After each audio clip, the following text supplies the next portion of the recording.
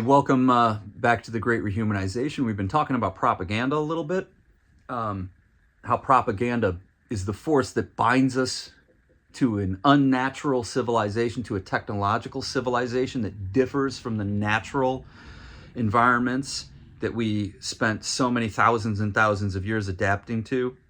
The civilization that we know of today dates back 10,000, 12,000 years, give or take. The dates change a little bit, but that's kind of a basic understanding of when did our modern civilization, that's not a great word. Right now we're in a technological civilization, right? And there have been developments, the Bronze Age, the Iron Age, industrial agriculture, industry, heavy industry, the technological world, the internet, okay? It all goes back about 10,000, 12,000 years, give or take, loosely. But propaganda, we've been talking about, we need to start understanding it as not a brainwashing thing, but as an integrating and agitating a constellation, so to speak, of different techniques that bind us to the world we created, that is now continually more so creating us. So the technological reality that we're in, technology and technique is in the driver's seat, and it's pulling us along. Propaganda is mainly the phenomenon comprised of all sorts of various phenomena that makes us feel pretty comfortable, or as comfortable as we can be, in that technological vehicle pulling us forward, okay? So that's what we've been talking about so far. I want to get into, we touched on a little bit agitation propaganda, which is the most obvious form of propaganda that plays on our resentments, that seeks immediate action, wants us to do something right away. Agitation is the most obvious kind of stuff. So when we're getting really fired up about something, we're probably propagandized to feel that type of emotion, and then to get us to act on it, it's agitation propaganda. Integration propaganda, now that's Ellul starts to call that pre-propaganda, okay, or sub-propaganda. It's the long game. It's the conditioning. The integration propaganda. And that's what I want to talk about today. And I want to go back to the book Propaganda that I keep referring to by Jacques Ellul. And I want to highlight one real comparison, and I'm going to be using Conrad Kellen's introduction for this right now. So when he's talking about integration propaganda, and in the introduction, Conrad Kellen's introduction to Jacques Ellul's book, he points out that Ellul gives us the idea that intellectuals can be the most vulnerable people to modern propaganda. Now that's important because there's still a real prevalent notion that if I'm educated, if you're educated, you are less susceptible. I'm less susceptible to propaganda. So that's another thing we do with propaganda. While we're making bad assumptions about what propaganda is and doing this thing like, oh, I don't agree with what you're saying, that's propaganda. Like, what goes along with that also is this idea that I'm too smart to fall for that. And then we really think that everybody we disagree with, they're just dumber than us and fall for propaganda. That's our attitude. And all of these things, I want to keep making this point. These assumptions like this, they make us even more susceptible to propaganda and manipulation because we think that we're impervious, that we're not vulnerable to it. And that the vast amount, so all of us are taking in so much information right now, all day long, constantly. Yet, almost all of us think that none of it is propaganda. Hey, I'm not eating up propaganda over here. You are.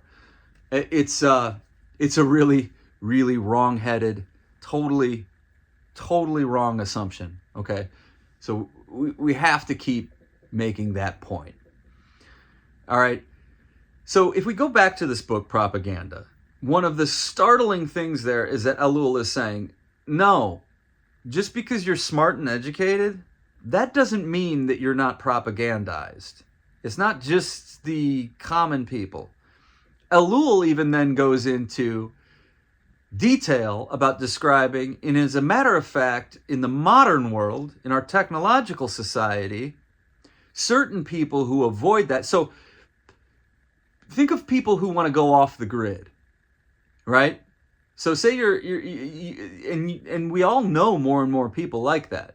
This is becoming a thing in the face of modernity and the technological society and this alienation we feel, where we want to be closer to our food supply, where we want to have some control over our immediate needs. And this is important. It's that disconnect between ourselves in the modern technological society and all of those immediate needs that we adapted ourselves to over time, over thousands of years. How we grow food, how we put food on the table, how we have shelter, how we organize ourselves, how we tell our stories. All of those things have changed virtually overnight.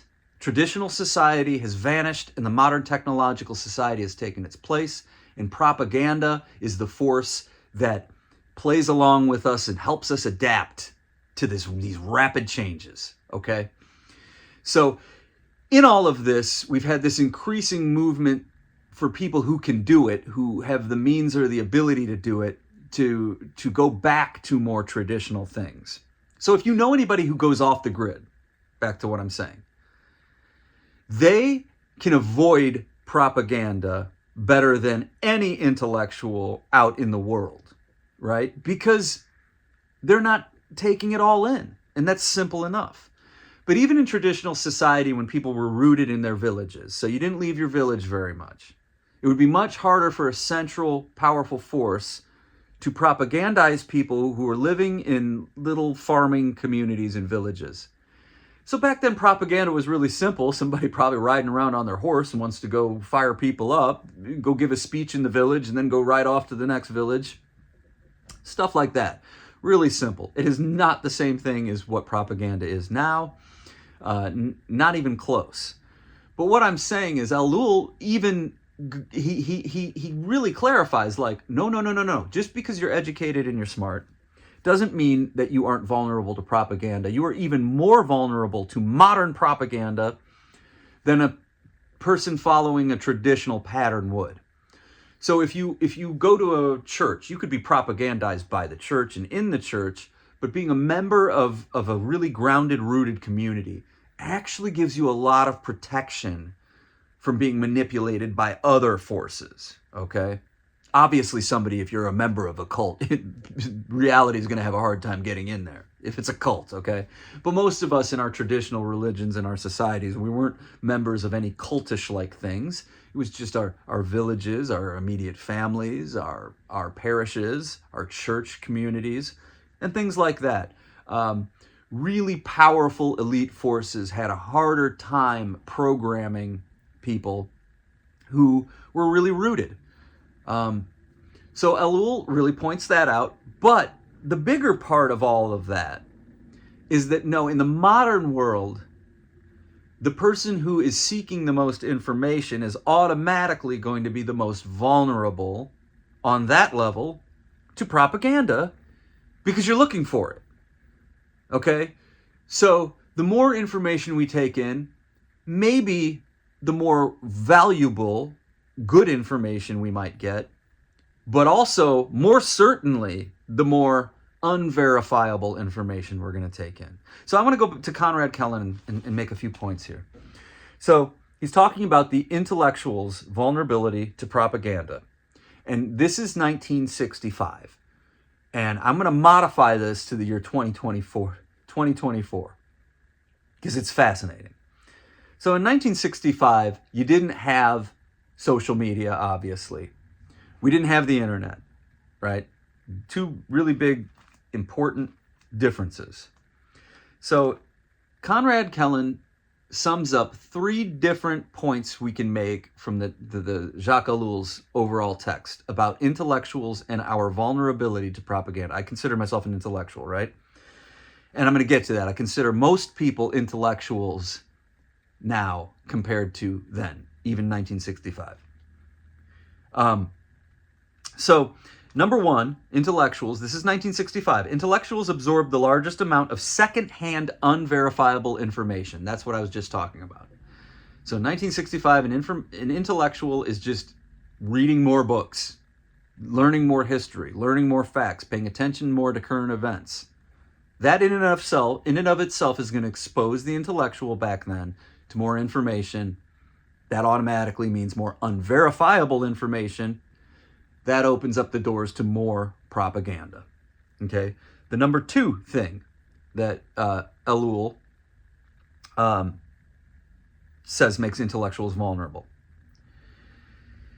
An intellectual is going to have more of a need to have an opinion on important questions of our time.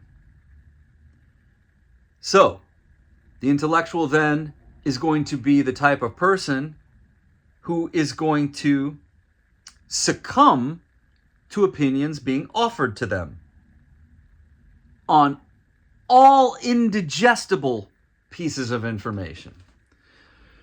So the intellectual in 1965 and throughout the history of intellectuals is, the first point, exposing ourselves. We're exposing ourselves to the most amount of information.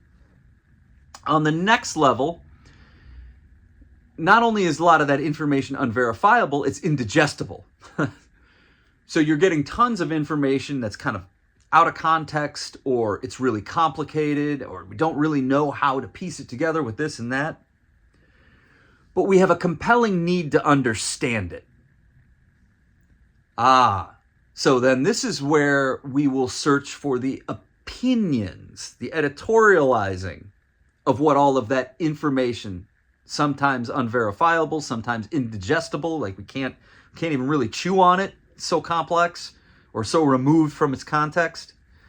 We come across all this information and we need it integrated for us. We need it to be made sense of. We need it explained to us. We need it contextualized. Intellectuals are going to want and need all of that.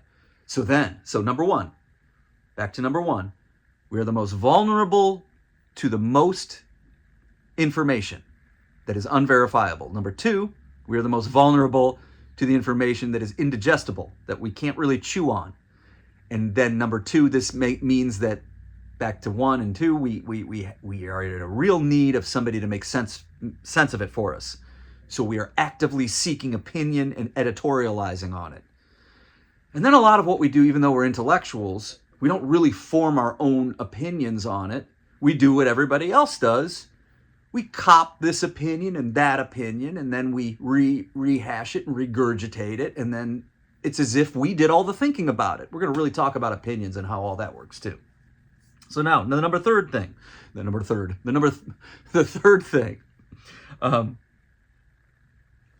We are the ones that consider ourselves intellectuals capable of judging all of this. We literally need propaganda the most. So number one, we get the most unverifiable information. Number two, we have the biggest need to have an opinion on that information. And number three, we consider ourselves the most capable people on earth to do those things. Those three things make us the most vulnerable to modern propaganda than anybody. Okay, especially the integration and the long game of it over time. And I think increasingly more so, it's intellectuals who can be agitated too. Now let's take all that. And look at where we are now. In 1965, they're just talking about intellectuals, people who read books, people who are really thinking about things, people who are educated, right? In this century, the 21st century, and particularly the last 10, 15 years, 20 years, starting with the internet, like 1990s, and then social media especially. All of the criteria for what might have made an intellectual 100 years ago, we kind of all meet that criteria now. So, if we get back to the first part of it, an intellectual in 1965 is the person that absorbs the largest amount of secondhand, unverifiable information. Now that's kind of any one of us with a phone in our hands, educated or not. Number two, an intellectual in 1965 was the person who felt the compelling need to have an opinion on every important question. And guess what? That's all of us now. Anybody with a phone in their hand, basically. And number three, in 1965, an intellectual was the educated person who considered themselves capable of integrating and absorbing and taking in all this information. Well, in 2024, again, that's anyone with a phone in their hand. And again, it doesn't matter what age you are. So a 15-year-old now feels empowered as an intellectual 100 years ago. A 20-year-old, a 10-year-old. I mean, it starts early now. So we are all walking around as pseudo-intellectuals compared, like the average person with a phone and access to information now is, for the most part, the same thing as an intellectual 100 years ago on the surface. Okay? Taking in all the information, feeling the need to have an opinion on it, and the ability to take it all in and absorb it. That's so hugely important. And a major distinction between where we are at now and even 1965. But the point here is that as I talk about integration and agitation propaganda, as understood right after World War II and in the 20th century, those things have kind of blurred together where we're at now. So, this is all to say one major thing. We are now more vulnerable to propaganda than we ever have been in our entire existence, and even more oblivious to it. It is constant propaganda every second of every day, and all of us are eating it and craving it and asking for it.